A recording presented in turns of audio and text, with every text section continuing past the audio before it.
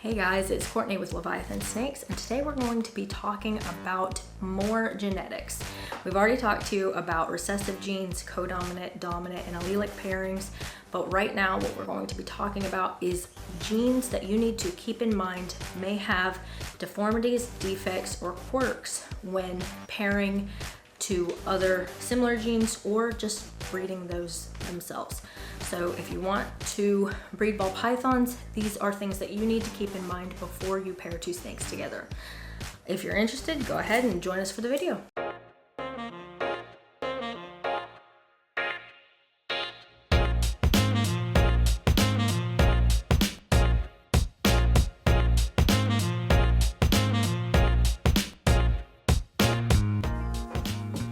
So the most complicated and the most controversial of the genes that we're going to be talking about today is the spider gene. And we're not just going to be talking about the spider gene, but the genes within the spider complex. Before you start breeding ball pythons, you really need to know which genes cannot ever be paired together because they will produce snakes that are not viable outside of the egg. Snakes that we call them lethal combinations. For example, spider to spider. If you were to pair two spiders together, if they were to produce a super form, it is an all-white snake that is unfortunately deceased in the egg. There has never been a super spider outside of the egg. It is a lethal combination. There are other genes in the spider complex that have similar issues. So there's Woma, hidden gene Woma, champagne, and then spot nose, sable, and I believe Wookie and blackhead are in the complex as well, but they don't have as many issues, but we'll get into that. They have allelic pairings within the spider complex, but they don't have the same issues that present with spider. For example, you can have a viable super blackhead, but you cannot have a viable super champagne, super hidden gene Woma, or super Woma. You can, however, have super sables or super spot noses, but those sometimes present with a wobble. There's a lot to get into on this, so you really need to research before pairing any of those snakes together. Anything with champagne, spot nose, Woma, hidden gene Woma, spider. Chris Hardwick actually has a really good video on this where he has a graphic he puts up on what creates a lethal combination, and you can very easily find the information when researching it online. But we're gonna go ahead and link Chris Hardwick's video because it is very helpful, and I'm not going to steal his hard work by putting his graphic up here. But so be very careful before you pair anything within the spider complex to each other. You don't want to pair champagne and hidden gene Woma, for example, because not all of those snakes will be champagne hidden gene Womas, but the ones that are will not be living snakes, and that is absolutely, again, devastating. One gene that has become very uncommon since people discovered that there are problems with it is the desert gene. The desert gene was very cool when it first came out, but it was quickly realized that females cannot produce eggs without it causing them to pass away. So once females became gravid, or once they got ready to lay their eggs, it would unfortunately kill the female to produce those offspring. Unfortunately, snakes can go through parthenogenesis, which means they produce offspring, they build eggs that are exact replicas of themselves. So even if you do not pair your female desert ball python, they can go through parthenogenesis and it can be lethal for them. Because of this, people have really stepped back from breeding deserts, and if a desert female is produced, she is always sold as a pet-only snake. So that's not really a problem that you will run into as a new breeder, simply because people are really good, well, hopefully you'll never run into it as a breeder, because normally people are really good about marking those animals as pet-only, or they are really good about letting you know the problems with the desert gene before you purchase it.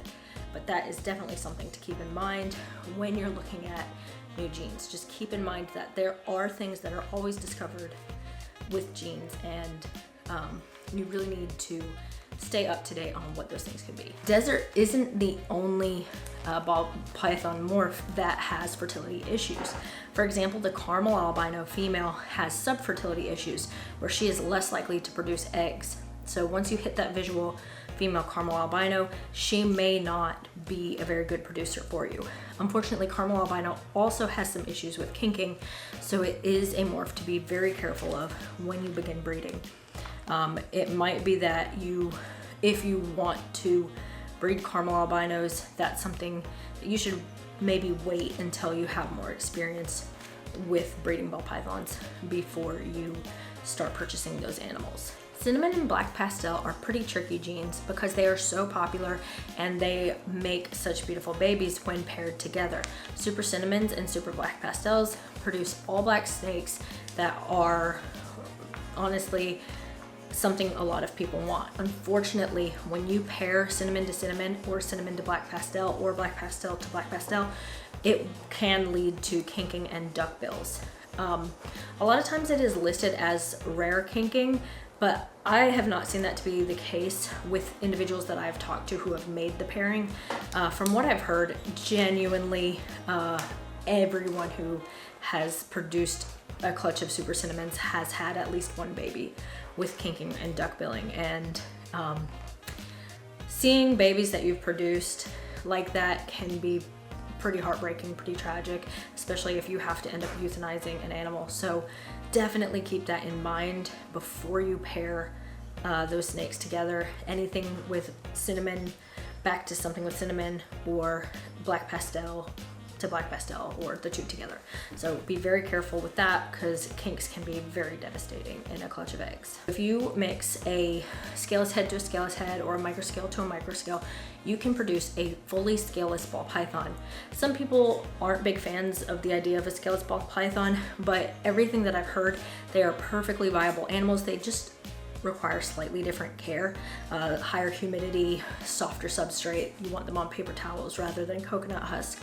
But as far as genetic defects, it's not that, it's that the females do not produce eggs. Nobody has been able to pair a scaleless female and produce eggs from her. So it can kind of be considered a dead end once you hit that scaleless female. If you're trying to work more genes in, you would have to do it through a male or a het female. It's just because once you hit that scaleless female, she will not continue to produce eggs for you, at least that we know so far. It'd be interesting to see if anyone does produce eggs from a scaleless female, but it's a project that's been around for quite a while and nobody has done it yet. So we're gonna end on a lighter note. The last genes that we're going to be talking about are banana and coral glow, and these don't produce lethal combinations, they don't have defects or deformities, but they are a more complicated gene when you're beginning to breed because banana and coral glow are sex-linked genes. This means that a male banana or a male coral glow can only generally pass his banana gene on to either his male or female offspring. So a female can pass banana on to either male or female, but a male will either be a male maker or a female maker banana. So this means that if you were to look at it as X and Y chromosome, mom has two X's. If she has banana on one of those X's, she has a 50% chance of passing it on to any of her offspring, because males and females, everyone has an X chromosome. If dad is the one passing on the banana gene, it either resides on his X or his Y chromosome. So if it resides on his X, then all of his female offspring will be the ones to inherit the banana trait. If it's on his Y chromosome, he can only pass it on to the males. So because of this, males who got the trait from their mother have it on their X chromosome. So males that came from a female banana will always produce female banana offspring, whereas males who inherit the gene from their father always pass it on to their male offspring. Again, females can pass banana on to either male or female, and all of the males they produce will be female makers. We hope everyone enjoyed the video and that you found it useful. If you're a new breeder looking to start pairing your snakes, just keep in mind that not everything needs to go together. Take a look at Morph Market's genetics calculator. Take a look at World of Ball Pythons. They've got great advice for what can be produced when you pair snakes together. So always know what you could possibly end up with before you pair animals together, especially if it's a first season. We're not talking about world's first here, just talking about, you know, snakes to snakes, what can you end up with, and what is a dangerous combination to make. If you enjoyed the video, go ahead and leave us a comment, let us know. If you have anything you'd like to add to the video, also leave us a comment and share any knowledge that you have with other breeders. Something to note real quick, blackhead to spider produces what looks like a normal ball python. So a blackhead spider looks like a normal